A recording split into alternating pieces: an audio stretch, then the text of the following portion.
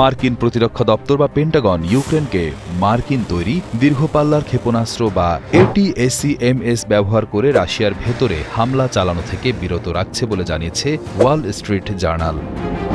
মার্কিন কর্মকর্তাদের বরাতে শনিবার এই তথ্য প্রকাশ করা হয়। মার্কিন কর্মকর্তাদের বরাতে ওয়াল স্ট্রিট জার্নাল জানিয়েছে, এই সিদ্ধান্তের কারণে ইউক্রেনের হাতে শক্তিশালী অস্ত্র থাকলেও তা ব্যবহারের ক্ষেত্রে সীমাবদ্ধতা তৈরি হয়েছে।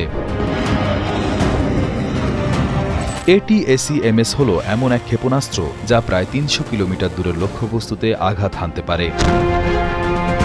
ইউক্রেন মনে করছে, যদি তারা রাশিয়ার ভেতরে সেনা ঘাঁটি, সরবরাহ কেন্দ্র বা বিমান ঘাঁটিতে হামলা চালাতে পারে তাহলে যুদ্ধক্ষেত্রে তাদের পক্ষে পাল্টা সুবিধা আসবে। কিন্তু পেন্টাগনের বাধার কারণে তারা এই সুযোগটি পাচ্ছে না।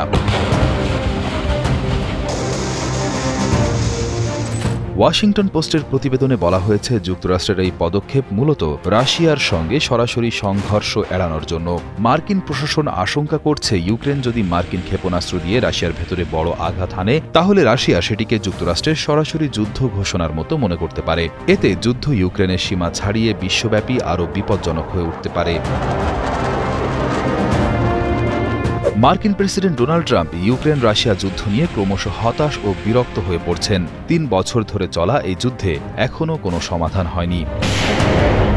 ট্রাম্প এর আগে রাশিয়ার প্রেসিডেন্ট ভ্লাদিমির পুতিন, ইউরোপীয় ইউনিয়নের নেতৃবৃন্দ এবং ইউক্রেনের প্রেসিডেন্ট ভ্লাদিমির জেলেনস্কির সঙ্গে বৈঠক করেছেন, কিন্তু কোনো বৈঠকেই শান্তি আলোচনায় দৃশ্যমান অগ্রগতি হয়নি। ২২ অগস্ট শুক্রবার ট্রাম্প সাংবাদিকদের বলেন, তিনি নতুন করে রাশিয়ার বিরুদ্ধে কঠোর অর্থনৈতিক নিষেধাজ্ঞা দেওয়ার কথা ভাবছেন, তবে তিনি বিকল্পভাবে পুরো শান্তি প্রক্রিয়া থেকে সরে আসার কথাও বিবেচনা করছেন। তার ভাষায়, আমরা বারবার চেষ্টা করছি কিন্তু ফল পাচ্ছি না, তাই হয়তো অন্য পথে ভাবতে হবে।